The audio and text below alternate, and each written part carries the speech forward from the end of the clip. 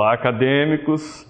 Sejam todos muito bem-vindos a essa aula, cujo tema é Linguagem, Comunicação e Interação.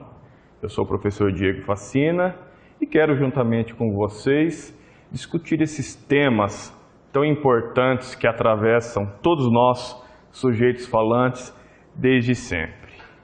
Mas antes de entrarmos especificamente na aula, eu gostaria de salientar um ponto. A aula de hoje tem um intuito de ser mais dinâmica, de ser mais fluida, como se fosse um bate-papo mesmo, ao passo que o material didático que vocês têm, que foi escrito especialmente para esse momento, vocês podem encontrar uma conceituação teórica mais sólida, mais crítica a respeito desses temas que nós vamos falar aqui. Então é importante que vocês unam o material que está escrito com a aula de hoje. Posto isso, eu pensei em dividir essa fala, essa nossa conversa, em 3 momentos, né?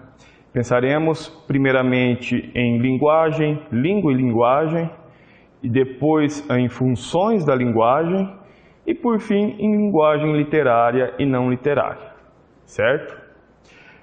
Então, para iniciar, a ideia central do nosso papo é: a linguagem atravessa todos nós, sujeitos falantes, né? O nosso corpo fala, o nosso inconsciente fala, nós somos construídos e interpelados pela linguagem desde sempre, desde as civilizações mais antigas, as primeiras que aqui chegaram, e pensando na nossa história pessoal, não é? Desde a mais tenra infância, logo quando nascemos e, enfim, estabelecemos um contato ali com a mãe, como é que ela sabe que o bebê tem fome ou sente alguma dor? Porque ele esboça ali alguma porção de linguagem, né? Ele aciona algum mecanismo ali que deixa claro para ela que ele precisa de alguma coisa. Isto é, a linguagem está presente em nossa vida em absolutamente todos os aspectos, né? Ela nos interpela, ela nos provoca, ela também carrega consigo uma marcação de poder violenta, né? E ela tem sempre um intuito: nada é gratuito. Não chegamos a ninguém, não tentamos estabelecer qualquer tipo de comunicação sem pensar em alguma recompensa, mesmo que inconscientemente, né? Somos interpelados, reforço para vocês, pela linguagem. E é ela que nos forma e que, de uma certa maneira, nos deforma. Seria muito importante se todos tivessem essa consciência, porque falar de linguagem, falar de língua, falar da comunicação e dos problemas de comunicação são questões úteis para qualquer área, para qualquer campo do saber. Então é importante que vocês acadêmicos, tenham essa questão bem sedimentada aí na cabeça de vocês. Portanto, iniciemos mais especificamente o conteúdo que foi estabelecido e vamos pensar em língua, né? Há muitas concepções de língua, disso que a gente conhece como língua, né? É um estudo, é uma área muito complexa que a linguística, que é a ciência que vai estudar as línguas, se debruça exaustivamente, vem se debruçando exaustivamente nos últimos anos, nas últimas décadas, mais especificamente, né? Dentre essas várias concepções de língua, eu quero ressaltar 2 aqui. 2 porque elas se diferem, né? E aí a gente consegue mais ou menos construir um painel da complexidade desse tema. A primeira concepção é uma concepção mais estruturalista. E aí o próprio termo, como vocês podem supor, já dá uma resposta, né? Estrutura, organização, encaixotar, né? Organizar de uma maneira metódica, meticulosa, tentar entender como é que ela funciona ali, né? É uma tentativa mesmo de organizar esse sistema, né? E aí eu já disse o termo sistema, porque numa concepção estruturalista, a língua é um sistema de signos. Na verdade, é um conjunto de unidades, né, que vai relacionar um significante, que é uma imagem acústica, com um significado, que é um conceito, né? Essa visão estruturalista, como vocês podem observar no material de estudo, advém de Saussure, que é considerado o pai da linguística moderna. Ou seja, nos estudos que o Saussure vai propondo, depois ele vai falar em língua falada, em língua escrita, que são as denominações da língua, né?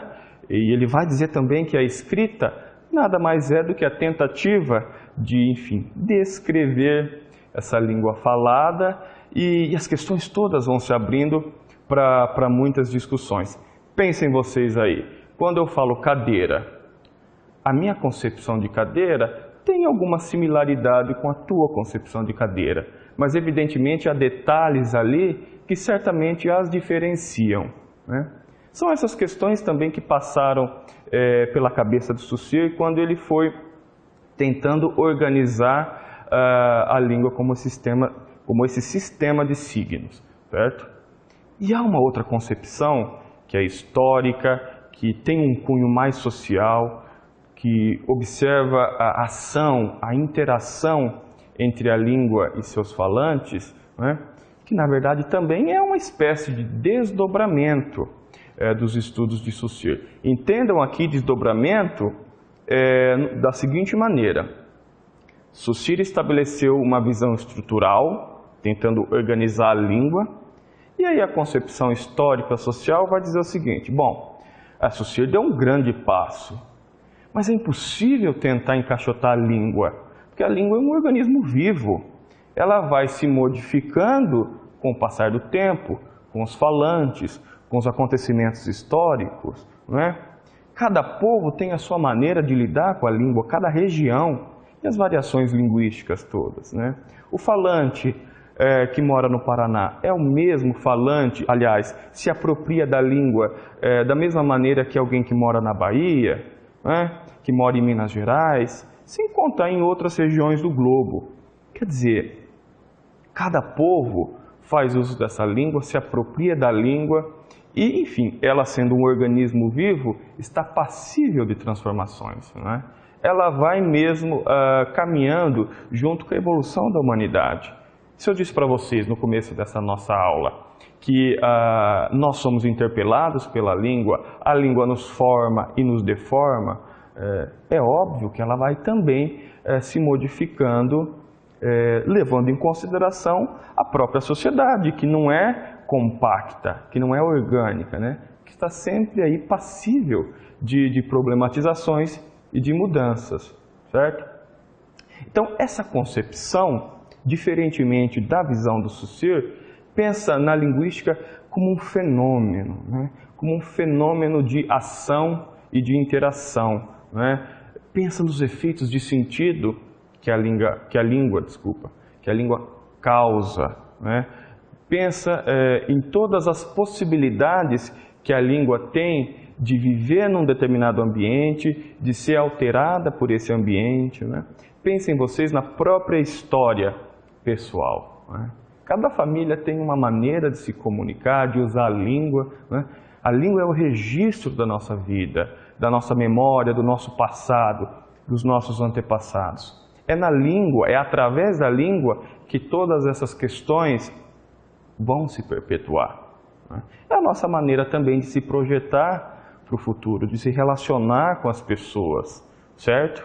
Então, vejam aí que essa concepção histórica, social e interativa tem o intuito de mostrar que a língua é sim um organismo vivo, e sendo um organismo vivo, ela não pode ser encaixotada estruturalmente. É preciso entendê-la, observá-la a partir dessa visão mais social, né? Como se fosse mesmo o que é um fenômeno que está aí passível de problematizações e de mutações. Posto isso, eu quero seguir essa linha mais social, histórica, de cunho de interação. É preciso que vocês tenham em mente que a língua sempre vai focar na interação social, né? A comunicação é interação social, certo? De nada adianta eu falar de uma determinada maneira se o meu interlocutor não entende, né? A língua está aí posta para possibilitar a interação entre os sujeitos falantes, possibilitar uma comunicação repleta de sucesso, certo? E é claro que a partir disso, ou com base nisso, pensar em persuasão e convencimento são características fundamentais, não é? Vocês se lembram que eu disse também logo no começo que a gente fala o que quer que seja com o intuito de convencer, mesmo que a gente não tenha consciência disso, não é? Qualquer coisa que eu faça na minha vida, qualquer maneira que eu encontre de interpelar um sujeito qualquer, um familiar, um amigo, um colega de trabalho, é para convencê-lo, é para explicar alguma coisa, é porque eu quero algo em troca, é para estabelecer uma comunicação. E se a comunicação entre dois ou mais sujeitos falantes é feita de uma maneira clara, direta e objetiva, pronto, né? O resultado está claro e tem sucesso aí nessa empreitada. Então, a língua ela é dotada de interação social, de intencionalidade, né? E de persuasão, de convencimento, sempre.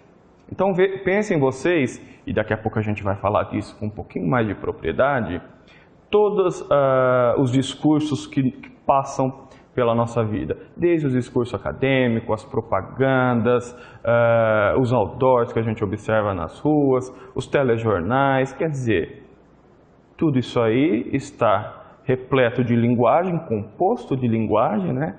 desse fenômeno que é utilizar a língua de uma maneira expressiva, e todos esses discursos, todas essas falas, todos esses tipos de comunicação querem o quê? Nos convencer, nos persuadir, nos passar algo. Nada é impune, nada é gratuito. Isso é importante que fique bem claro para vocês. Seguindo nessa linha, é importante que a gente entenda que a linguagem é sim uma forma de ação. Por quê? Porque ela age profundamente no mundo, ela é dotada de intenção, né?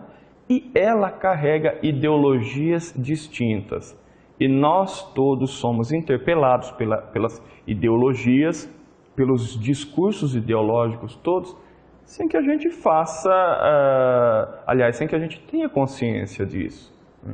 Quer dizer, às vezes a gente toma rumos, toma posições conscientemente. Em outros casos, né, a linguagem está posta ali, está nos construindo, está nos levando para caminhos que às vezes a gente não tem conhecimento, não tem consciência, aliás. Né?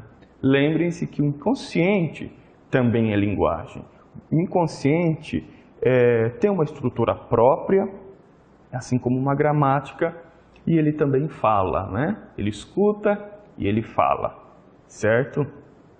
Então, para a gente fechar essa ideia, é importante que vocês entendam que quando a gente fala de língua, não precisamos ter apenas aquela visão fechada, estrutural, de gramática normativa, de regras, de códigos, né? De leis que exigem que a gente escreva só de uma maneira, que a gente fale só de uma maneira, certo? Tudo bem que há uma convenção aí na escrita, né? Falar a gente fala de maneiras distintas, mas para se escrever é de uma maneira só. No entanto, o que eu quis ressaltar aqui é que vocês entendam a língua como sendo fluida, como sendo aberta às percepções de uma comunidade e, mais do que isso, ela se altera a partir dessas percepções, dessas concepções, dessas vivências, dessas sensações, dessas questões históricas e sociais que, enfim, estão postas aí desde sempre, certo? Posto isso, vamos pensar um pouquinho agora no ato comunicativo. Né? Para que uma comunicação, quer dizer, essa relação entre um ou dois sujeitos falantes ou mais, claro, né? A comunicação é muito abrangente, tenha sucesso, não é apenas o fato de um remetente enviar uma mensagem para um destinatário. Quer dizer, eu falo A e você entende B aí? Claro que não. É preciso entender todo um escopo, toda uma construção que está por detrás disso aí, que vai permitir que a comunicação tenha sucesso, né? É preciso que a gente entenda o contexto. Em que contexto eu estou falando? Para quem é que eu estou mandando essa mensagem? Qual é o código que eu vou utilizar? Como é que vai ser feito esse contato? Para quem eu vou mandar? Como essa pessoa vai receber? O que é que eu quero com essa mensagem que eu estou enviando? Será que a pessoa que vai receber essa mensagem tem todo o arcabouço necessário para entendê-la? Tem todo o contexto necessário para entendê-la? Será que se eu mandar uma mensagem no WhatsApp para minha irmã, é a mesma mensagem que eu mando para minha mãe, para uma tia, sobre um determinado assunto? Quer dizer, há particularidades ali no processo, no ato comunicativo, que precisam ser consideradas. E mais do que isso, pensem vocês num contexto maior, né? Qualquer propaganda que está posta aí, qualquer discurso científico, uma tese de doutorado, um comercial de televisão, quer dizer, enfim, as múltiplas possibilidades de comunicação que aparecem para a gente a todo momento, desde sempre. O que é que a gente ganha com isso? Como é que nós somos interpelados? Quem criou esses discursos, esses atos comunicativos todos, tinha o que em mente? A quem ele queria atingir? Existe um público específico?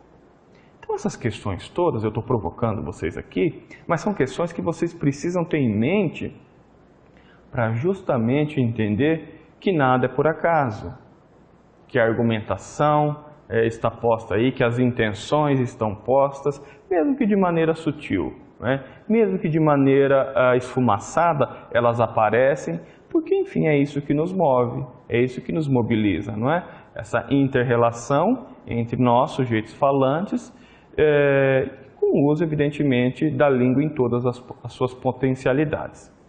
Jacobson vai pensar em algumas funções da linguagem. É claro que é preciso que vocês tenham em mente que as funções são múltiplas e pode ser que exista mais de uma função na mesma mensagem, na mesma linguagem, não é?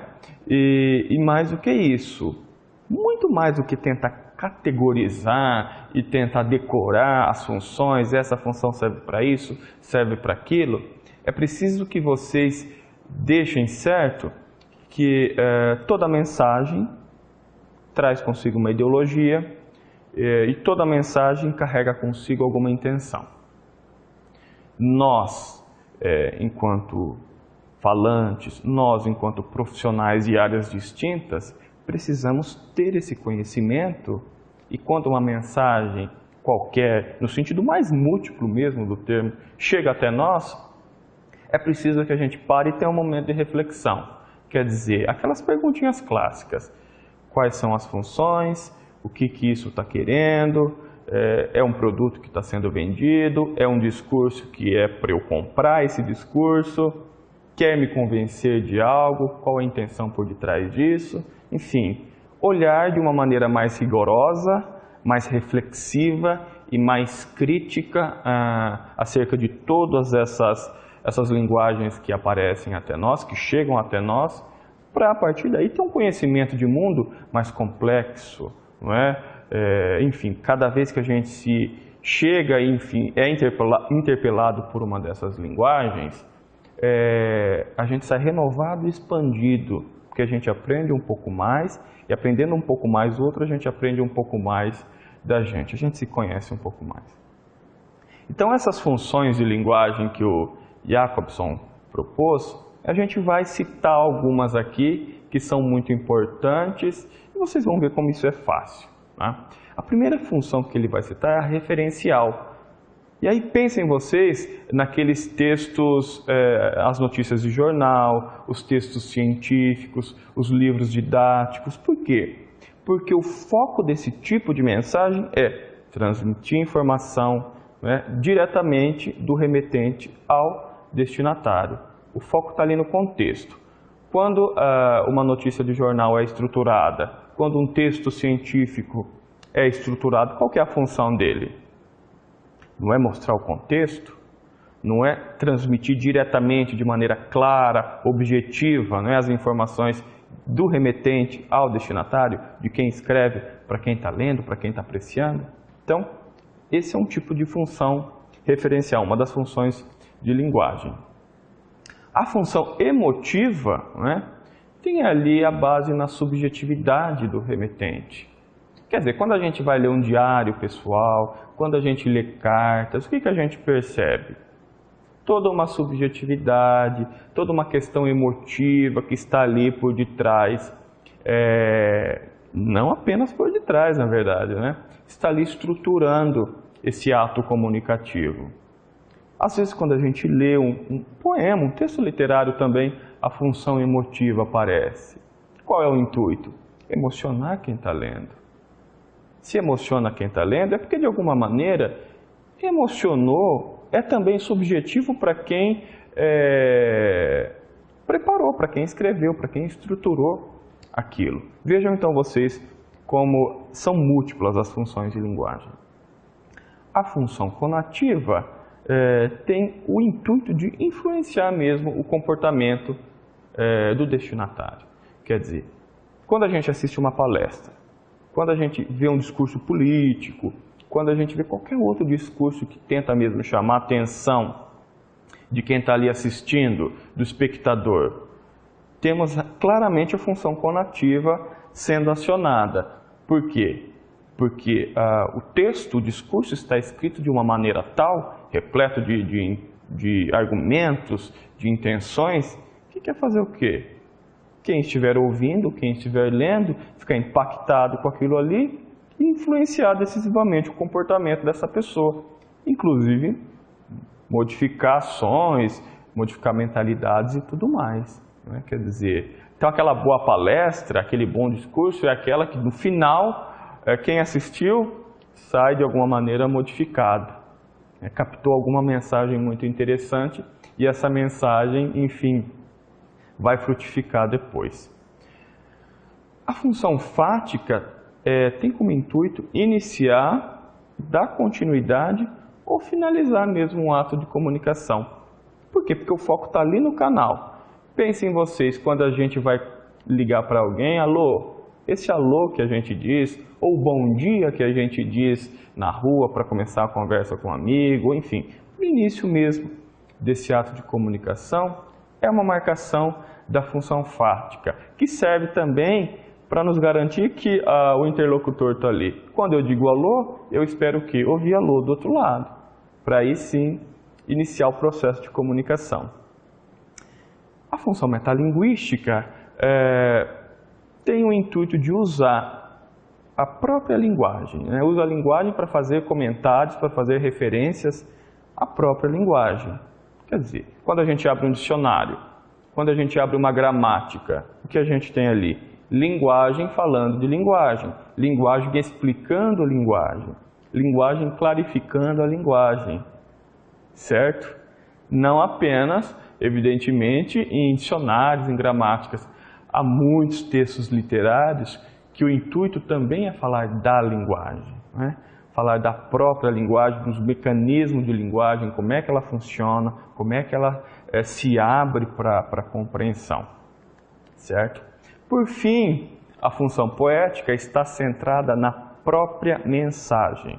E aí o Jacobson vai dizer que há uma seleção entre a seleção e sobre o eixo de comunicação desses elementos linguísticos. Desculpem. Vou clarificar o que eu quis dizer agora. Como o foco está na própria mensagem, é fácil que a gente observe na linguagem poética que a questão estética está posta de uma maneira mais evidente. A persuasão, as situações todas que existiam nos exemplos anteriores até podem existir aqui. Mas o interessante desse tipo de linguagem, a função dessa linguagem é captar a estética, a beleza, né? Então, nada mais comum do que a gente encontrar num texto literário a fuga da linguagem cotidiana. O que está posto ali é uma linguagem trabalhada, poética, né, repleta de imagens, de metáforas, Tudo isso causa um certo desvio nessa linguagem padronizada, nessa linguagem direta, clara, objetiva, concisa, que quer persuadir, não é? Que quer interrogar, que tem alguma intenção. A intenção da linguagem poética é de uma outra ordem. Que ordem que é essa? A captação do estético, a captação da beleza, das sutilezas, não é? E aí a gente percebe essa marcação, por exemplo, nesse belíssimo poema do Manuel Bandeira, que eu trouxe para vocês, que inclusive está no material de estudos. A onda. Vejam aí, a onda. A onda anda. Aonde anda a onda? A onda ainda onda, ainda onda. Aonde? Aonde? A onda. Quer dizer, não temos tempo para uma análise mais meticulosa. Mas é visível que as repetições, que a organização dos versos, a própria disposição do poema, a própria visualização do poema, simulando o barulho das ondas, né? Através da repetição de algumas vogais, de algumas consoantes, e a disposição gráfica do poema. Vejam que parece que ele de fato simula uma onda, né? O vai e vem das ondas. E a sonoridade, essas figuras de efeito sonoro, criam mesmo, né, esse barulho do mar, do vai e vem das ondas. Esse é evidentemente um claríssimo exemplo de linguagem poética, né, de trabalho estético. O intuito aqui da linguagem é captar mesmo esse senso de beleza, enfim, de uma certa maneira ainda, trazer para o leitor, para o espectador, para quem estiver lendo esse poema, uma cota de humanização que é tão própria do texto literário, do texto artístico literário, para ser um pouco mais exato, certo? Por fim, a gente fecha essa nossa rápida aula, esse nosso rápido bate-papo, pensando aqui numa diferenciação muito básica, que eu já comentei agora, porque citei a questão da linguagem poética, e vou retomar aqui só para fazer um fecho, né? As diferenças entre linguagem literária e linguagem não literária. O que é que difere? O que é que difere a receita de um bolo de cenoura de Dom Casmurro do Machado de Assis? Quais são as características que estão postas ali, as quais eu possa me agarrar e dizer, isso aqui é literatura, isso aqui não é literatura? Será que eu sei que Dom Casmurro do Machado de Assis é literatura só porque está lá na livraria, no espaço reservado à literatura brasileira? Há só essa convenção? Ou há outras características? Com base nessa aula, com base no material de estudo que vocês têm, é evidente que vocês já conseguem responder isso aí, né? A linguagem no texto literário ressalta o quê? A função poética, né? A função estética. Mas para a gente falar um pouquinho mais a respeito desse assunto, é importante que vocês entendam que no comecinho do século passado, alguns estudiosos, que depois ficou conhecido como o formalismo russo, né, se reuniram para estudar mesmo língua, literatura, artes comunicativos, discurso e tudo mais, e chegaram à conclusão que realmente o que interessa não é estudar a literatura especificamente, mas a literariedade. Quer dizer, o que é que torna uma obra literária? O que é que tem no Machado de Assis, o Dom Casmurro do Machado de Assis, que torna esse texto um texto literário, não é? Então, para responder essa pergunta, que parece que é simples, mas não é, eles começam, os formalistas russos começam fazendo uma diferenciação básica entre linguagem poética e linguagem cotidiana. E aí vocês entendam linguagem poética como linguagem literária, linguagem artística, não apenas aquela linguagem que se sobressai da estrutura de um poema, tá? No sentido mais amplo, literário. E eles vão chegar à conclusão que a linguagem cotidiana é banal, né? Serve apenas, entre aspas, para que a gente se comunique, para que eu fale algo e o meu interlocutor entenda e me responda e a gente tenha uma comunicação com sucesso. E essa linguagem cotidiana é automática, não é? É banal, é utilitária, serve para as minhas necessidades diárias ali, as necessidades básicas, ao passo que a linguagem literária não é? A linguagem literária ou poética está posta ali para ressaltar, como eu já havia dito agora há pouco, a estética, a beleza, né? Daí que as metáforas, outras figuras de linguagem aparecem, inclusive podem fugir daquele sentido do dicionário, né? Quantas vezes a gente abre um texto literário e se depara ali com construções que jamais falaríamos no dia a dia, numa situação banal, numa situação comum.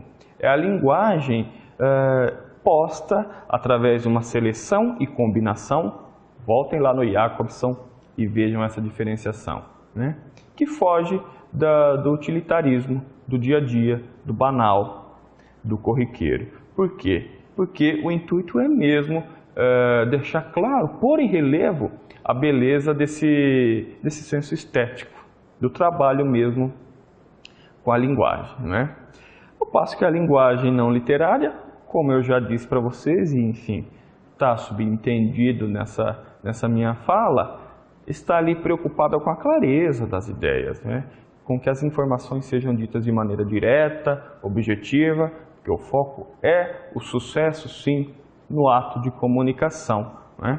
Então, a linguagem não literária, ao contrário da literária, que confere vários sentidos, que a gente percebe ali uma liberdade maior no trabalho com a linguagem, na escolha de vocábulos, nas inversões, enfim, em tudo isso que a gente vê constantemente num texto literário, na linguagem não cotidiana aliás, na linguagem cotidiana isso não existe, né? Porque o foco é mesmo a mensagem transparente, né? É o entendimento mesmo daquilo que está sendo passado. Por fim, essas são as referências dos textos que foram brevemente citados e comentados aqui no decorrer dessa aula. Espero que vocês tenham gostado e, mais do que isso, espero que essa aula sirva para vocês se aprofundarem ainda mais acerca desses assuntos todos, língua, linguagem, comunicação, que são fundamentais para qualquer área, independente do campo de saber, porque, como eu disse no começo e fecho a aula falando isso, são questões que nos interpelam e que nos atravessam desde sempre.